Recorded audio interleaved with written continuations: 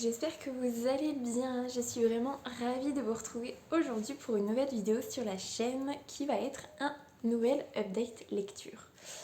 Alors, comme vous avez peut-être pu le voir dans je sais plus quelle vidéo, cette année je participe une nouvelle fois au challenge des 4 maisons organisé par la chaîne qui ne s'appelle plus Bulle de mots du coup, qui s'appelle la Zosie je crois. Enfin bref, je vous mettrai le lien en barre d'infos. Challenge qui a commencé lundi dernier, donc le 20 juillet. Et j'avais absolument envie de lire un livre juste avant de commencer le challenge. Il fallait absolument que je m'y tienne à le terminer au plus tard le dimanche soir. Chose que j'ai réussi à faire. Et enfin, j'ai lu Le Paris des Merveilles, donc Les Enchantements d'Ambremer de Pierre Pével. C'est le tome 1. Il est dans ma palle depuis tellement longtemps et c'est du steampunk et j'avoue que le steampunk ça me fait peur parce que c'est pas un genre que j'aime pas, mais c'est un genre qui ne m'attire pas plus que ça et j'avais vraiment peur d'être déçue. Mais avant de vous donner mon avis, je vais peut-être vous faire un résumé. On va se trouver dans évidemment la ville de Paris, qui est assez similaire au Paris qu'on pouvait avoir dans les années 1900, mis à part le fait que la magie existe, que des créatures des différents mondes peuvent circuler dans le Paris des merveilles. Et donc Ambremer, c'est un des 3 mondes qui existent où la magie est omniprésente. Et il y a un échange en fait entre ces 2 mondes. Bref. Et on va suivre Griffon qui est un mage qui vit donc au Paris des Merveilles. Et il va commencer une enquête sur un trafic d'objets magiques, illégal hein, évidemment. Et en fait, au fur et à mesure de son enquête, il va se rendre compte, enfin, il va être mêlé, entre guillemets, à des meurtres qui ont des petits liens les uns aux autres, mais c'est pas flagrant. Et du coup, il va se mettre à enquêter avec l'aide de la police. Alors, je me souviens plus du nom de l'enquêteur. J'ai un problème de nom dans celui-là, de toute façon. Je pense que clairement, là, le nom de Griffon, il a fallu que je regarde sur la 4e de couverture pour vous le dire. Donc, bref. Donc, il va poursuivre son enquête. Il va croiser le chemin de Isabelle, je me souviens plus de son nom de famille, mais Isabelle, qui est aussi magicienne, et donc ils vont s'entraider pour essayer de d'élucider ces meurtres, ces disparitions, voilà. En gros voilà, je pense que c'est le pire résumé que je vous ai fait de ma vie, mais franchement c'est trop dur. On est jeudi là, donc je l'ai fini dimanche dernier. J'ai mon avis qui est relativement frais, mais en termes d'histoire en fait, les noms sont très vite oubliés, l'histoire en elle-même est assez vite oubliée. Parce que comme je m'y attendais en fait, c'est pas que j'ai été déçue parce que je m'attendais pas à grand chose en fait.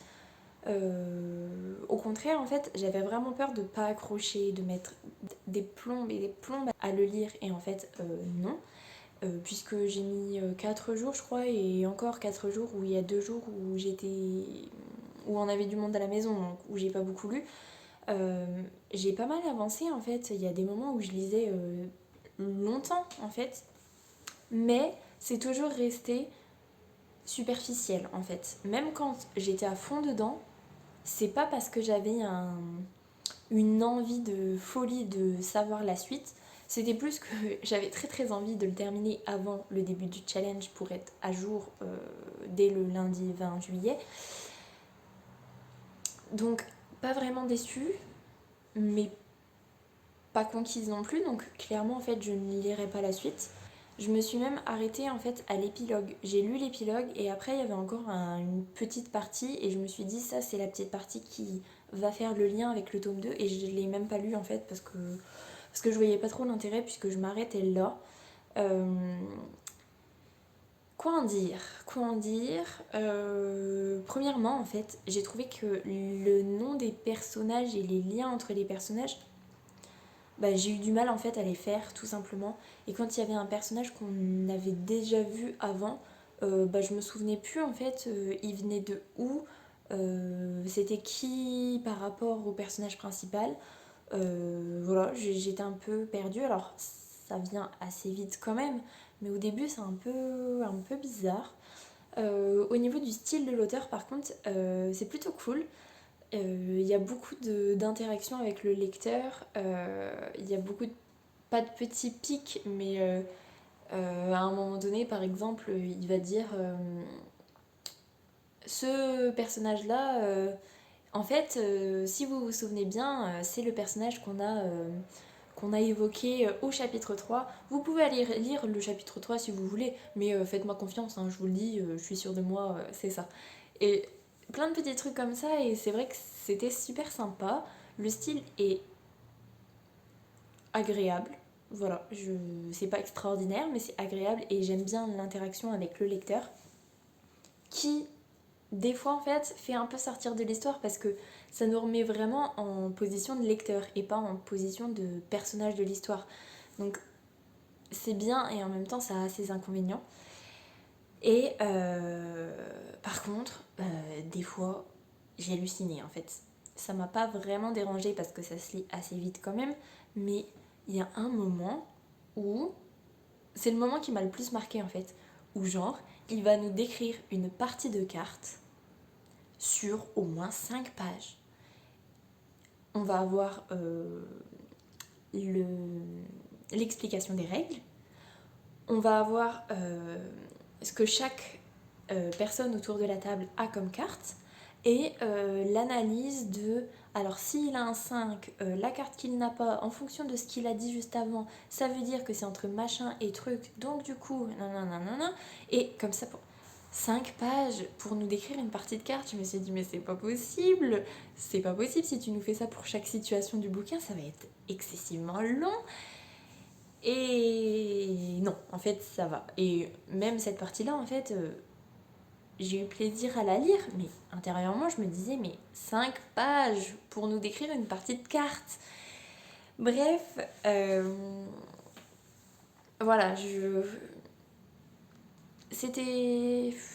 Je sais pas si je peux dire que c'était sympa, si quand même, parce que j'ai apprécié ma lecture, j'avais envie d'y retourner et pas que pour clôturer, Mais voilà, je suis contente de l'avoir lu, puisque ça faisait des plombes et des plombes qu'il était dans ma palle, donc ça c'est plutôt cool. Je suis contente de l'avoir fini avant le challenge des 4 maisons, ça c'est sûr. Je ne lirai pas la suite.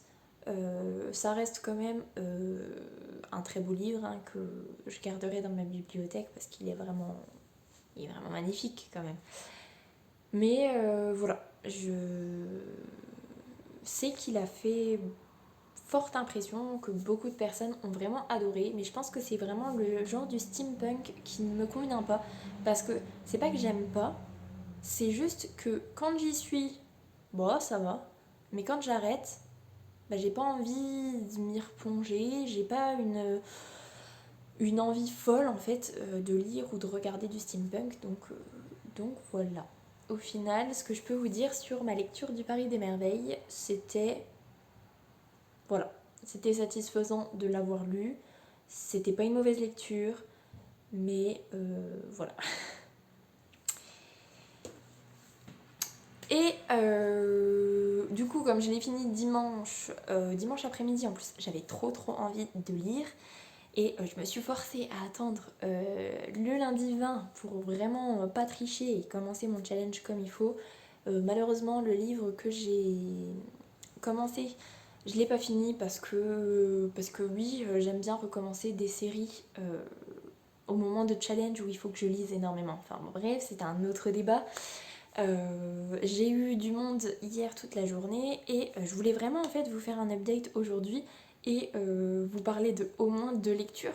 Donc je me suis dit tiens, on va faire une pause dans celui que je suis en train de lire, que normalement si tout va bien, je devrais vous présenter la semaine prochaine ou la semaine d'après. Mais je me suis dit tiens, il est 6h du soir, ce livre-là tu es sûr de le lire, de le terminer avant ce soir, ce qui permettra de valider la catégorie Nimbus 2000.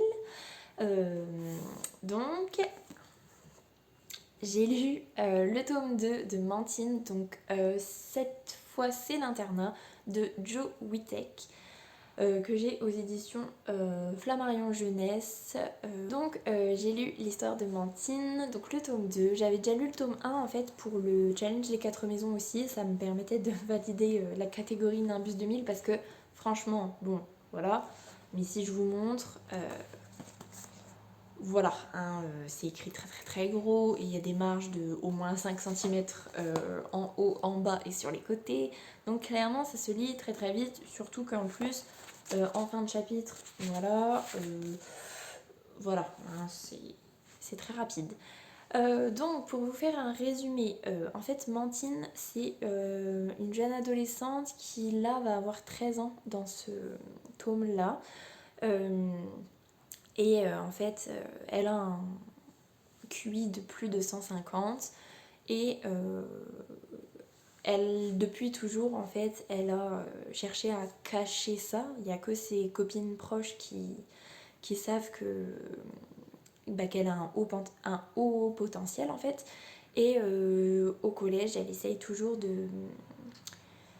de cacher ça, en fait, en faisant ce que beaucoup d'enfants surdoués font, c'est-à-dire avoir des résultats juste moyens en fait pour se fondre dans la masse.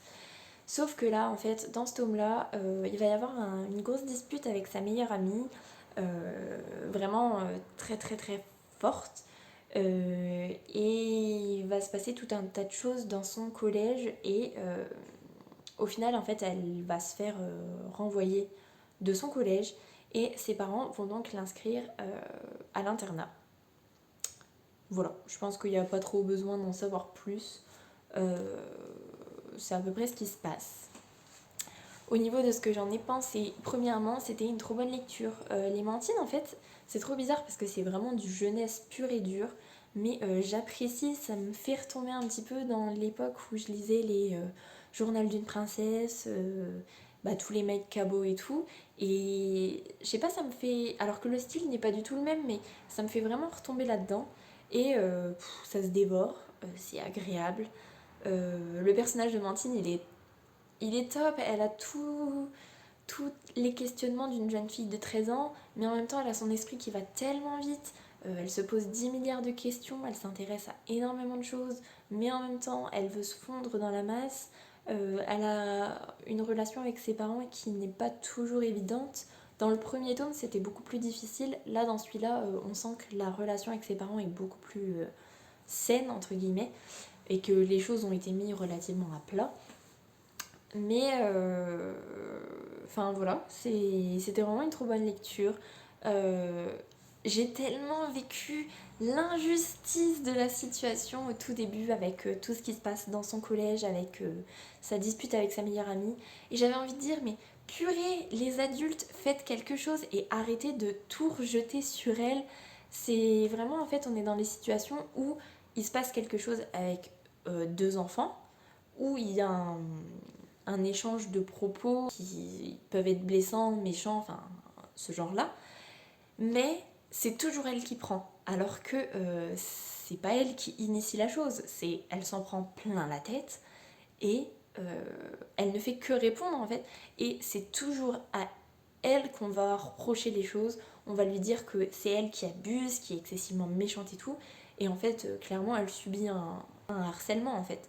Et ça lui retombe dessus et du coup on voit totalement la chute de l'estime de soi qui est terrible parce qu'on se dit enfin elle se dit que oui c'est vrai, c'est de sa faute, c'est elle qui est méchante, c'est elle qui a initié les choses et tout, alors que dans certains cas pas du tout.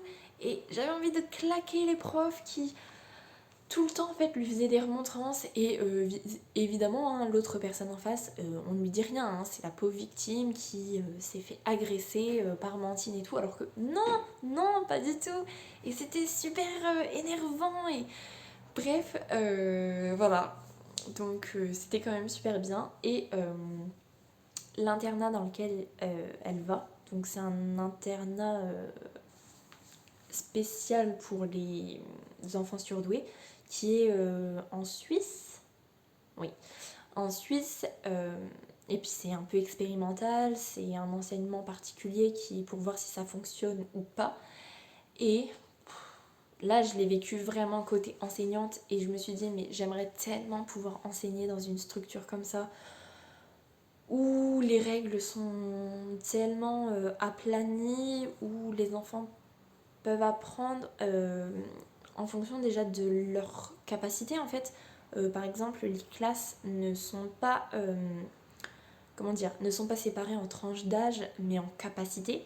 Ce qui fait que dans une classe, on peut avoir un enfant de 10 ans et un enfant de 16 ans sur une matière euh, parce que leur niveau à ce moment-là de leur scolarité est à cet endroit-là, entre guillemets. Et si ils progressent très vite, eh ben, ils passent dans une classe supérieure. Enfin, il y a pas de... C'est pas une question d'âge, c'est vraiment une question de capacité de l'enfant. Et c'est tellement bien. Et je me dis, mais pourquoi en France, on n'est pas capable de faire ce genre de choses, quoi? Pourquoi c'est si cadré dans le sens négatif en plus? Enfin, du coup, ça m'a fait rêver un petit peu le côté... donc pas... Après, tout le côté internat, le côté élève, c'est vrai que j'adorerais en fait étudier dans un endroit comme ça, mais c'est surtout que j'aimerais tellement enseigner dans un endroit comme ça. Enfin bon bref, tout ça pour vous dire que c'était une trop bonne lecture, que ça se lit excessivement vite, que c'est assez drôle et, euh, et voilà quoi, c'était super bien. Et donc je me ferai une joie de lire le tome 3 l'année prochaine pour le prochain challenge des 4 maisons parce que clairement c'est même pas qu'il se lit en une journée, hein. Il se lit en 4 heures si t'as des choses de prévues dans ta vie en fait, hein. À mon avis en 2 heures c'est torché. Donc voilà pour Mantine, donc le tome 2 c'était vraiment super bien. Et voilà, j'ai que 2 livres à vous présenter. Donc sur ce, j'espère que cette vidéo vous aura plu. Si c'est le cas, n'hésitez pas à laisser un petit pouce dans les airs, à vous abonner à la chaîne et à venir papoter avec moi en commentaire, ça me fera super plaisir. En attendant, je vous souhaite une très belle semaine, de très belles lectures et je vous dis à la semaine prochaine. Salut!